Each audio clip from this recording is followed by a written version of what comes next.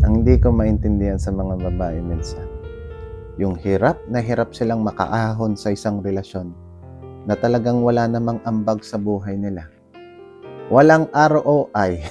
Tanginang yan. Maganda naman, matalino, magandang trabaho. Pero may pagkagunggong minsan. Ito yung taong iniibig nyo na yung oras na binibigay sa inyo, patak-patak. Pagdating sa pinansyal, tangina, dihado, minsan may utang pa sa'yo.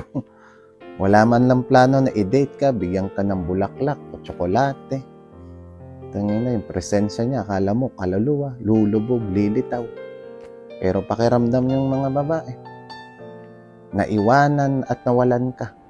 Sa totoo lang, wala naman nawala sa'yo eh. Alam mo kanong nawala sa'yo? Yung delusyon mo. Yun ang nawala. Yung delusyon mo na ginawa mong totoo.